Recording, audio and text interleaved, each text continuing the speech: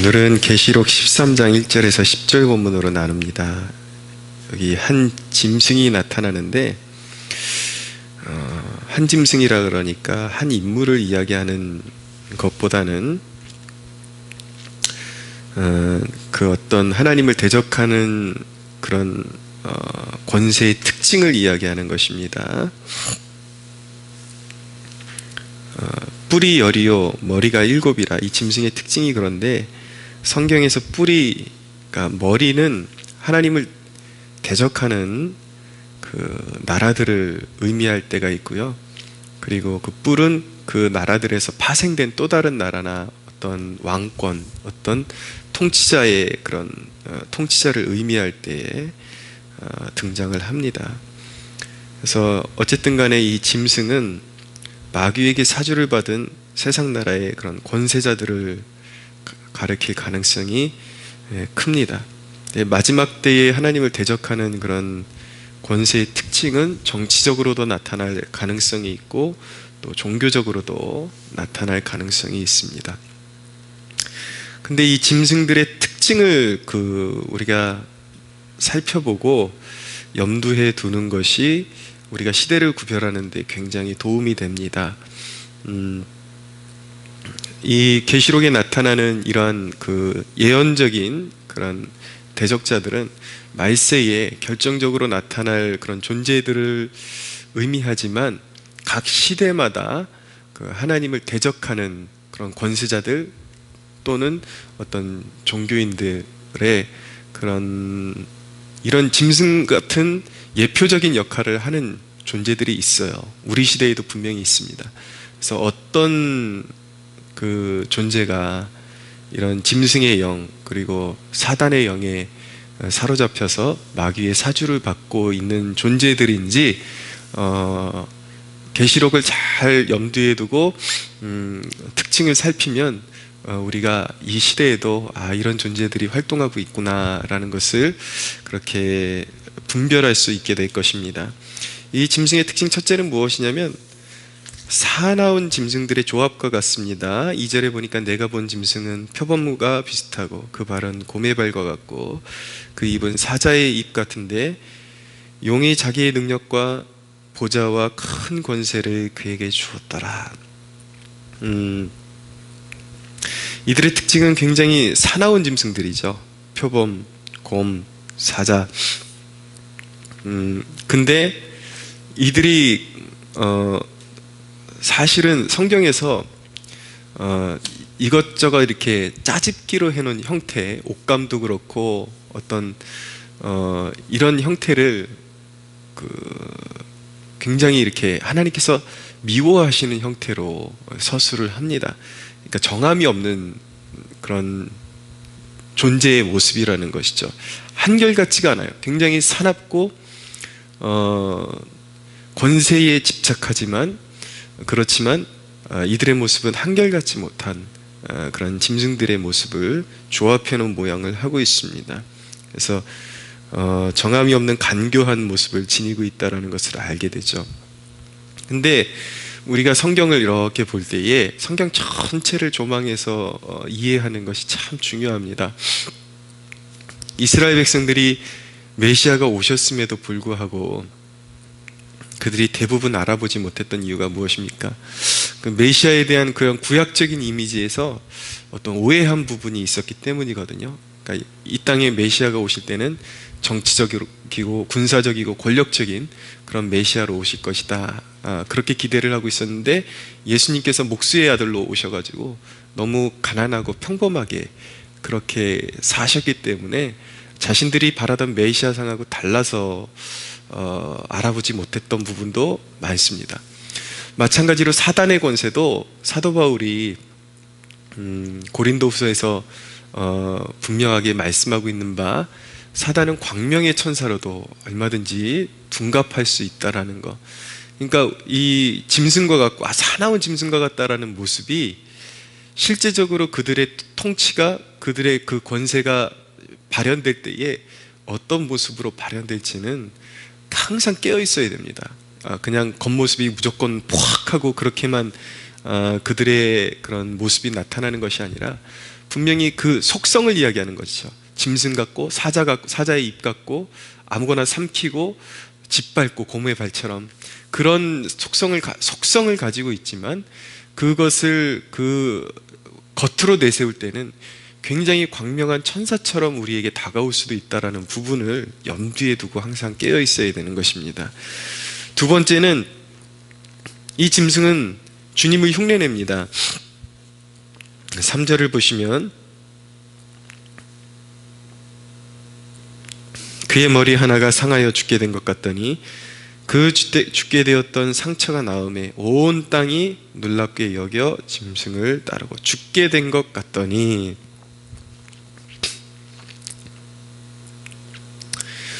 완전한 죽음의 권세를 이기신 분은 우리 주 예수 그리스도 외에는 없습니다. 근데 이들 또한 어떤 그런 이적 같은 일들을 나타낼 때가 있습니다. 죽었다 살아나신 분이 예수님인데 이 짐승도 따라서 죽었다 살아난 것처럼 그렇게 보여집니다. 그리고 이 짐승에게 권세를 주는 존재는 용인데 마귀죠. 근데 용이 자기의 능력과 보좌와 큰 권세를 가졌다라고 말씀하고 있어요. 그러니까 하나님의 보좌. 그러니까 사단의 그 특징은 뭐든지 하나님의 것을 흉내를 냅니다. 지도 보좌가 있는 것처럼 하고요, 죽었다 살아난 것처럼 하고요, 죽였다 살릴 권세가 있는 것처럼 이야기하죠. 그러니까 세상 사람들이 용에게 굴복하는 이유가 무엇입니까?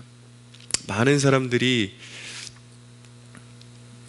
세상의 권세, 물욕, 이런 것들, 성공, 이런 것들을 채워주는 것이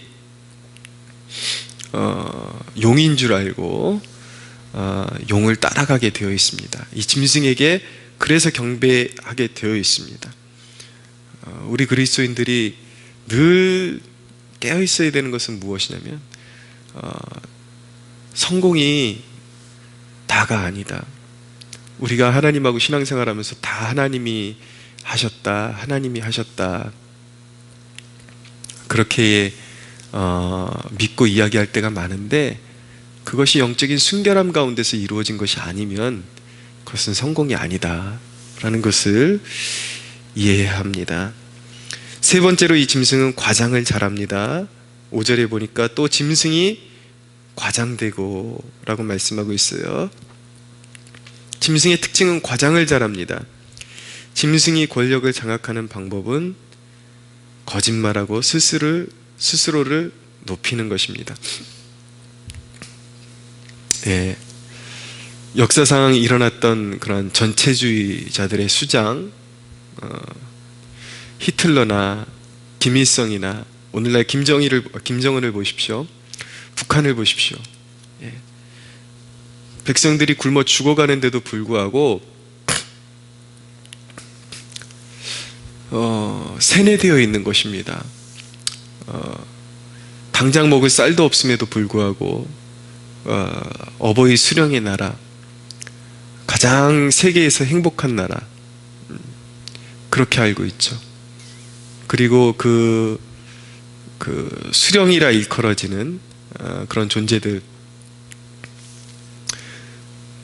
말도 안 되는 그런 그 미화를 생산해 내잖아요. 막 신적인 존재처럼 그렇게 생산을 해내잖아요.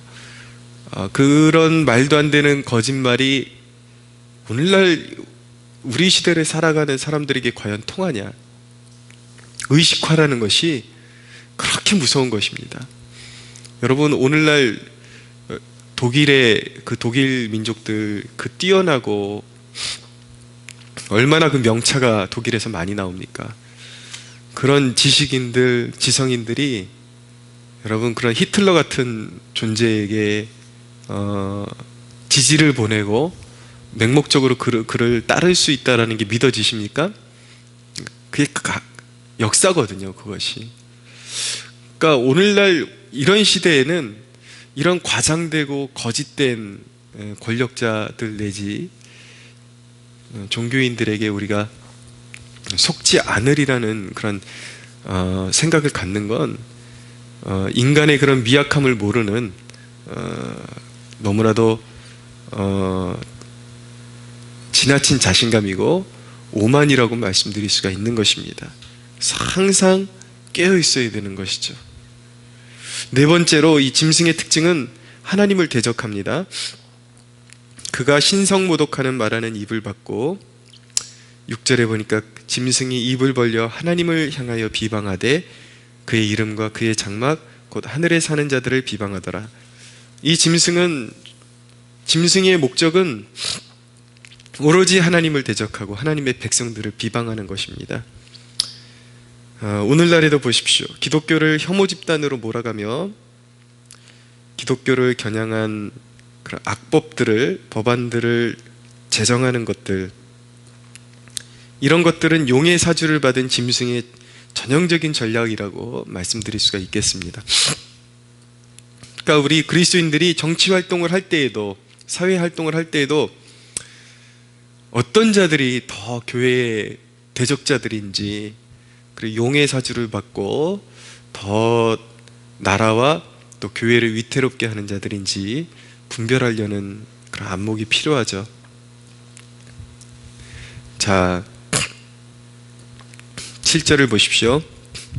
또 권세를 받아 성도들과 싸워 이기게 되고 각 족속과 백성과 방언과 나라를 다스리는 권세를 받았다라고 말씀합니다. 이 짐승이 이제 한때에는 성도들을 이길 것입니다. 수많은 성도들을 죽이기도 하고 그리고 옥에 가두기도 하고 그런 권세를 받을 텐데, 이런 성도들의 패배는 하나님이 잠시 일시적으로 하나님의 구속 역사를 완성하시기 위해서, 그리고 하나님의 대적들을 완전히 멸하시기 위해서 잠시 허락하신 것이지 결코 교회의 패배란 있을 수 없다. 이것이 진리인 것입니다. 마지막으로 오늘 말씀을 나누면서 다시 한번 정립하고, 우리 마음에 다시 한번 정립하고 넘어가야 될 대목이 무엇이냐면 구원론에 관한 것입니다. 어떻게 구원에 이르는가, 이것을 다시 이 본문을 통해서, 하나님의 말씀을 통해서 다시 한번 마음에 새기고 우리가 하루를 시작할 필요가 있습니다. 왜냐하면 오늘날 이 부분에 대해서 굉장히 혼란을 일으키고 있기 때문에. 자, 8절 이하에 보면 죽임을 당한 어린 양의 생명책에 창세 이후로 이름이 기록되지 못하고 이 땅에 사는 자들은 다 그 짐승에게 경배하리라 라고 말씀합니다. 자, 어떤 환경에 저항하는 그 인간의 어떤 선택이나 결단에 의해서 구원이 결정되는 것처럼 말하는 부류들이 너무나도 많습니다. 계시록을 해석하면서 구원론을 거꾸로 접근해서 어떤 환경에 따른 인간의 결단, 그것이 구원을 일단락짓는 것처럼 그렇게 계속 이렇게 계시록을 전파하는 사람들이 많습니다. 특별히 그 666에만 집착하는 사람들이 있어요. 계시록 나누면서 그리고 말세의 현상에만 집착하는 사람들의, 그들이 주창하는 구원론을 잘 유의해서 보십시오. 그러나 자, 우리가 깨어 있어야 되지만 짐승에게 경배하는 자들, 자, 요 근래의 가르침은 짐승에게 당신이, 우리가 구원의 확신이 있고 성령이 함께 하시는 증거들이 이미 있음에도 불구하고, 거듭난 증거가 있음에도 불구하고 당신이 말세에 어떤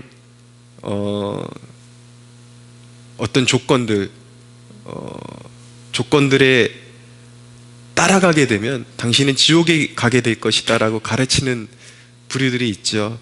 그러나 잘 들으십시오. 짐승에게 경배하는 자들은 생명책에 기록되지 못한 자들이라고 말씀하고 있습니다. 그러니까 구원이라는 것은 절대적인 하나님의 주권과 보호가 우리의 어떤 결단이나 의지에 선행된다라는 것, 그것을 꼭 기억해야 될 필요가 있습니다.